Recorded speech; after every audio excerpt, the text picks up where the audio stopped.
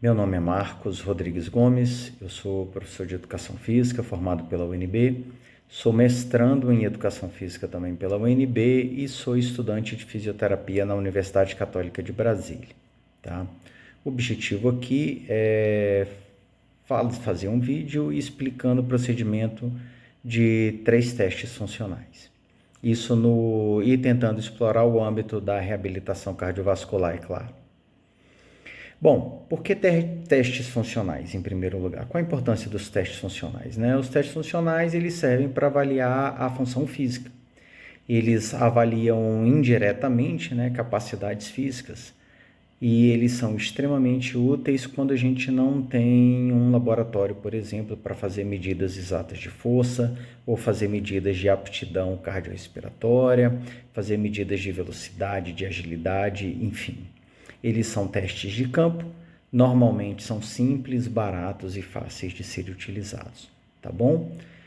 Eles servem para além de a gente avaliar, por exemplo, um procedimento de reabilitação, acompanhar como o paciente está evoluindo, como também para fazer prognósticos. Um teste de velocidade, tem estudos que mostram que um teste de velocidade realizado antes de uma intervenção cirúrgica, por exemplo, num caso de um cardiopata, ele está associado a chances de sobrevida ou de desfechos positivos depois da cirurgia, tá? Então, os testes funcionais têm várias aplicações nesse contexto da reabilitação cardiovascular. Bom, o primeiro teste que eu vou falar é o teste de sentar e levantar de 1 minuto. Esse teste, ele avalia basicamente força de membros inferiores, ele avalia também potência e um pouco de aptidão aeróbia por se tratar de um teste de 1 minuto. Existem outras variações de teste de sentar e levantar que são bem mais rápidos. Tem um de 30 segundos e tem um que é de 5 repetições apenas. Então, o componente aeróbio dessas duas outras variações que eu citei posteriormente fica comprometido. Então, por isso eu preferi tratar do teste de sentar e levantar de 1 minuto. Para a realização desse teste é muito simples, a gente vai precisar apenas de uma cadeira, sem braços, apoiado numa parede por medida de segurança e um cronômetro, para que esse paciente faça o número máximo possível de movimentos de levantar e sentar nessa cadeira dentro de 1 minuto. E a partir desse resultado, a gente tem vários estudos mostrando com relação à funcionalidade, com relação à associação, inclusive ao teste de caminhada de 6 minutos, com relação ao VO2 máximo em função disso. Então, é um teste que tem essa importância na reabilitação cardiovascular. O segundo teste que a gente vai falar é o TUG, é o Timed Up and Go. Ele é um teste que ele também mede força de membros inferiores, mas ele mede ainda mais que isso, ele mede equilíbrio, ele mede velocidade, ele mede agilidade, porque o paciente vai ter que se levantar de uma cadeira, caminhar 3 metros, fazer a volta, retornar essa cadeira e sentar. Então, a gente mede o tempo que o paciente leva para realizar esse teste. Esse teste também tem importância, ele tem vários estudos que associam na reabilitação cardiovascular e, basicamente, uma das leituras que a gente pode fazer, na verdade, todos esses testes, inclusive, eles servem para identificar, por exemplo, no caso de idosos, a fragilidade. Nesse caso de TUG, a gente vê que adultos saudáveis, eles levam menos de 10 segundos para realizar o teste.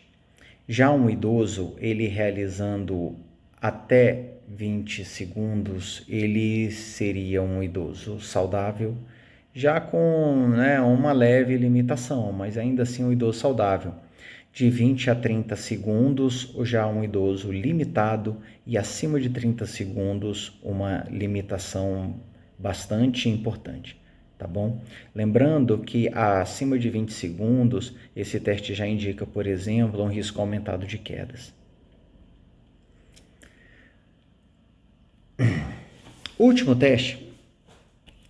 O último teste que a gente vai apresentar é um teste de velocidade da marcha, tá?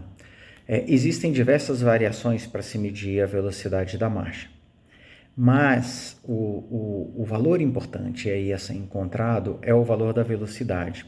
Basicamente, independentemente da distância, existem testes de 3 metros, de 4 metros, de 5, 6 e 10 metros.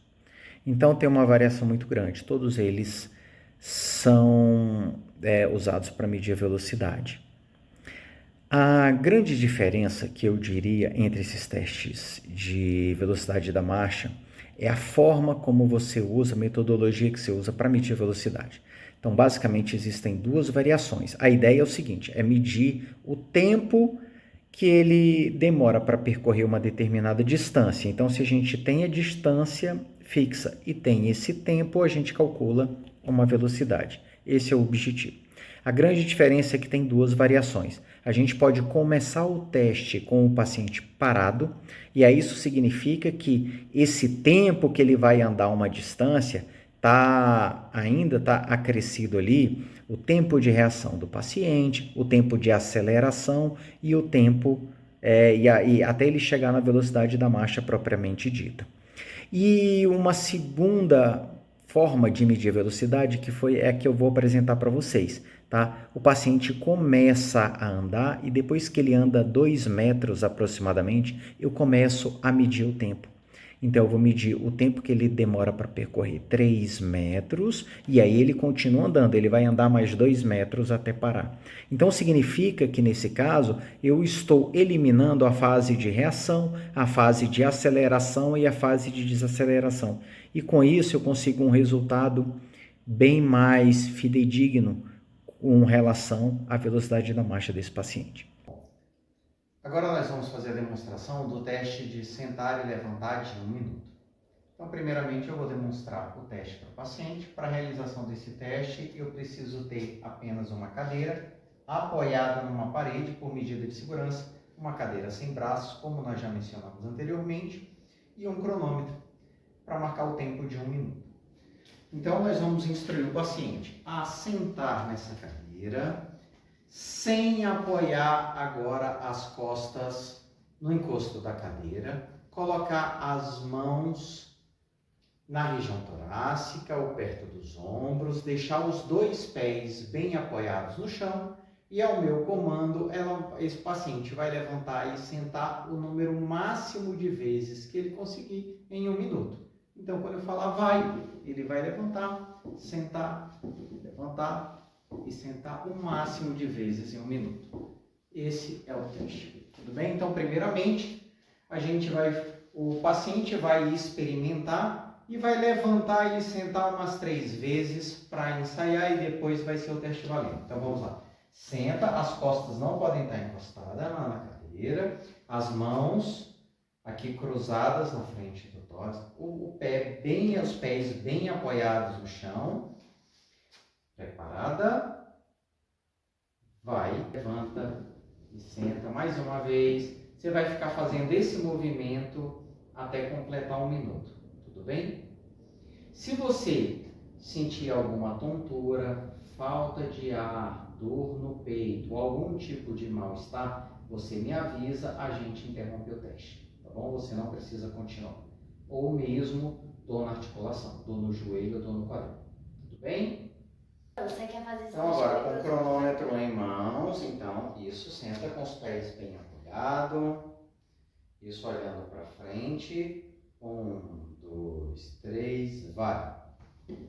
1, 2, 3, 4, 5, 6, 7, 8, 9, 10, 11, 12, 13, 14, 15,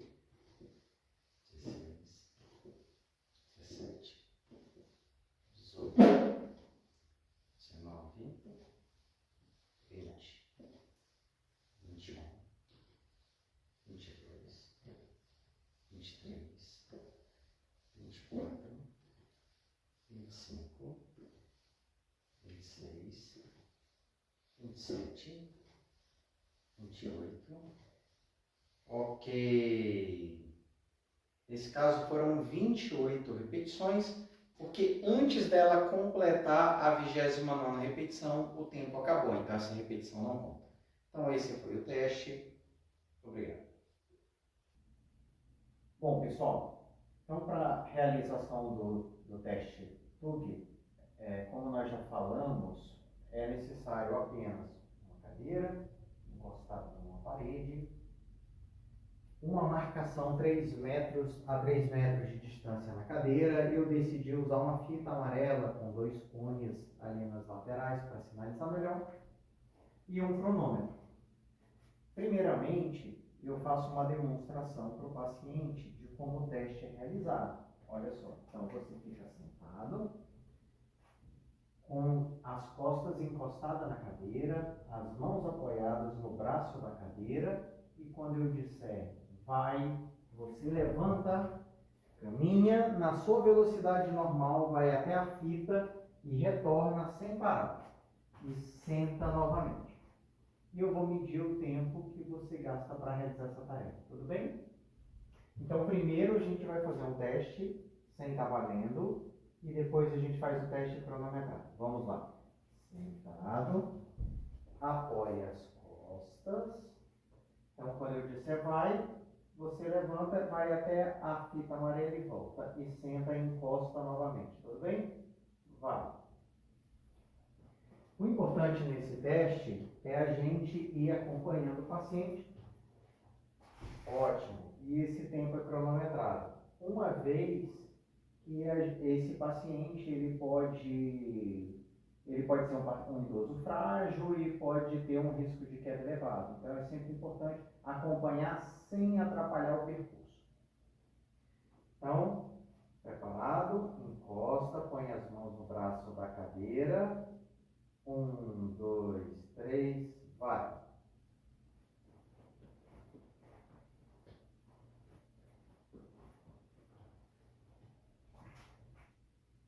Ótimo! Então, dessa forma, ficou aqui demonstrado como é que é realizado o teste todo. No caso dela, ela fez o teste em 8 segundos e 21 centésimos. Agora nós vamos demonstrar como realizar o teste de velocidade da marcha. Para realizar o teste de velocidade da marcha, a gente só precisa de uma área, neste caso aqui, um espaço de 7 metros de comprimento, com 2 marcações. A primeira marcação vem 2 metros depois do início, uma linha bem visível no chão. A segunda marcação vem 3 metros de distância da segunda linha e depois tem mais 2 metros aqui para frente para desaceleração. Qual é o objetivo? O objetivo é solicitar que o paciente ele caminhe na velocidade normal da marcha até o final do percurso. Só que nós só iremos cronometrar, iniciar a cronometragem quando o paciente passar na primeira marca e terminar a cronometragem quando ele passar sobre a segunda marca, embora ele continue andando. O objetivo é calcular a velocidade, é medir o tempo que ele vai percorrer esses 3 metros e calcular a velocidade em metros por segundo, tá bom? Então, nesse caso, eu nem preciso demonstrar, é só pedir com que o paciente ande na sua velocidade habitual durante todo o percurso, aqui do início até lá no final, tudo bem? Você está preparado? Então vamos lá, vai!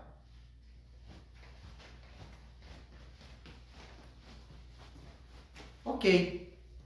Neste caso, ela realizou o percurso de 3 metros em 2,22 segundos. Ela fez uma velocidade superior a 1 metro por segundo, tá bom? O ideal é solicitar que faça mais uma vez o percurso, a gente mede mais uma vez o tempo e tira a média e considera esse valor. tá bom? O importante é ter um valor de velocidade em metros por segundo definido.